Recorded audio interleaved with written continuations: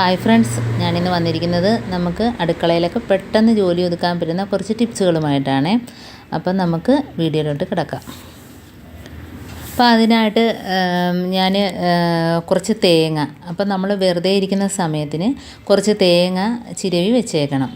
അപ്പോൾ അത് നമുക്ക് വളരെ പെട്ടെന്ന് തന്നെ രാവിലെ എടുത്ത് കറി വയ്ക്കാനും ചമ്മന്തിക്കാണേലും ഇപ്പോൾ ജോലിക്ക് പോകുന്നവർക്കാണേലും കുട്ടികൾ സ്കൂളിൽ പോകുന്നവർക്കാണേലും പെട്ടെന്ന് പുട്ടിനോ ഇടിയപ്പത്തിനാണേലും മുട്ടക്കറിക്കാണേലും എല്ലാം ഇതേപോലെ കുറച്ച് തേങ്ങ, കൂടുതൽ തേങ്ങ അങ്ങ് ചിരവി നമ്മൾ ഇതേപോലെ ഒരു ടിന്നിനകത്താക്കി ഫ്രിഡ്ജിനകത്ത് വെക്കുക. അപ്പോൾ എത്ര ദിവസം വേണേലും ഇരിക്കുകയും ചെയ്യും, നമുക്ക് തീരുന്നതനുസരിച്ച് ചിരവി വെക്കുകയും ചെയ്യാം. അപ്പോൾ അതിനായിട്ട് രാവിലെ അത്രയും സമയം കളയണ്ട. അപ്പോൾ ഒരുപാട് ജോലി നമുക്ക് ആ സമയത്തിന് ചെയ്ത് തീർക്കാനും പറ്റും.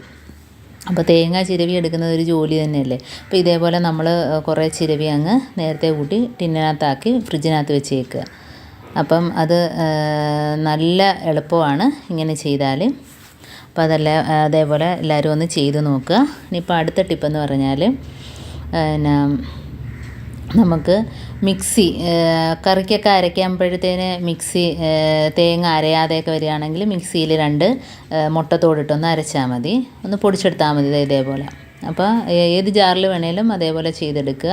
അപ്പോൾ നല്ലോണം അരഞ്ഞ് കിട്ടും. അപ്പം ഇതേപോലെ ബ്ലേഡിന് മൂർച്ചയൊക്കെ പോയി കിടക്കുന്ന മിക്സി ഉണ്ടെങ്കിൽ ഇതേപോലെ ചെയ്താൽ മതി.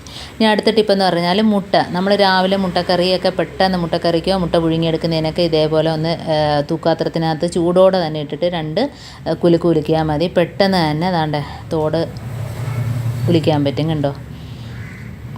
അപ്പോൾ നമുക്ക് എത്ര മുട്ടയുണ്ടെങ്കിലും ഇതേപോലെ ഒന്ന് കുടഞ്ഞെടുത്താൽ മതി. ഡപ്പയ്ക്കകത്തോ അതല്ല തൂക്കാത്രത്തിനകത്തോ ഇട്ടിട്ടൊന്ന് ഇതേപോലെ ഒന്ന് കുലുക്കിയെടുത്താൽ മതി. അപ്പോൾ അടുത്ത ടിപ്പെന്ന് പറഞ്ഞാൽ ഇതേപോലെ ബ്രഷിനകത്ത് നമ്മൾ തുണി എഴുതുന്ന ബ്രഷിനകത്ത് സ്ക്രബ്ബർ ഇതേപോലെ ആക്കിയിട്ട് സോപ്പ് പൊടിയും വെള്ളം ഒഴിച്ചു കൊടുക്കുകയോ അതല്ലെങ്കിൽ അതിനകത്തോട്ട് കുറച്ച് സോപ്പ് പൊടി ഇട്ട് കൊടുത്താൽ മതി. അപ്പം നമുക്ക് ഇതേപോലെ ബാത്റൂമിനകത്തിരിക്കുന്ന ബക്കറ്റ് ആണെങ്കിലും തുണി എഴുതുന്ന ബക്കറ്റ്, മഗ്, അതേപോലെ ടാങ്കിൽ വെള്ളം നിറച്ച് വെക്കുന്ന ടാങ്ക് ഉണ്ടെങ്കിൽ അതൊക്കെ പെട്ടെന്ന് തന്നെ ഇതേപോലെ ബലം കൊടുക്കാതെ തന്നെ പെട്ടെന്ന് തേച്ച് അതിൻ്റെ ആ വെള്ളത്തിൻ്റെ വിഴുക്കലുണ്ടല്ലോ അതെല്ലാം പോയി കിട്ടുകയും ചെയ്യും. പെട്ടെന്ന് നമുക്ക് ബക്കറ്റുകളൊക്കെ കഴുകി വൃത്തിയാക്കി എടുക്കാനും പറ്റും. അതേപോലെ തന്നെ ബാത്റൂമിൻ്റെ ടൈല് അതും ഇതേപോലെ നല്ലോണം പെട്ടെന്ന് തേച്ച് കഴുകിയെടുക്കാൻ പറ്റും.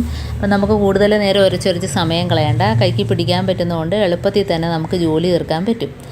അപ്പം ഞാൻ അതേപോലെ ചെയ്ത വീഡിയോ മുമ്പ് ഇട്ടിട്ടുണ്ട്, ബാത്റൂമൊക്കെ ഈ ബ്രഷ് വെച്ച് കഴുകുന്ന വീഡിയോ.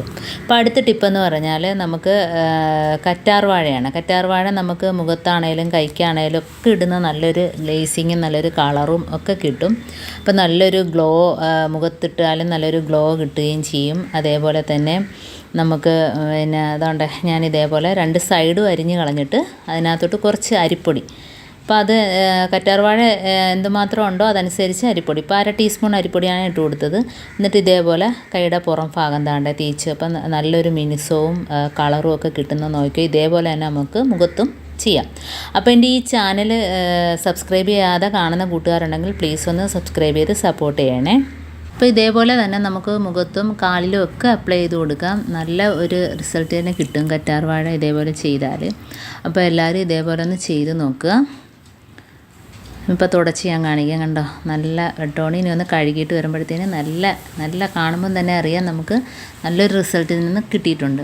അപ്പോൾ എൻ്റെ ഈ വീഡിയോ ഇഷ്ടപ്പെട്ടെങ്കിൽ എല്ലാവരും ഒന്ന് ലൈക്ക് ചെയ്യുക, കമൻറ്റ് ചെയ്യുക, സബ്സ്ക്രൈബ് ചെയ്യുക. അപ്പോൾ അടുത്ത വീഡിയോ ആയിട്ട് വീണ്ടും കാണാം. Thanks for watching.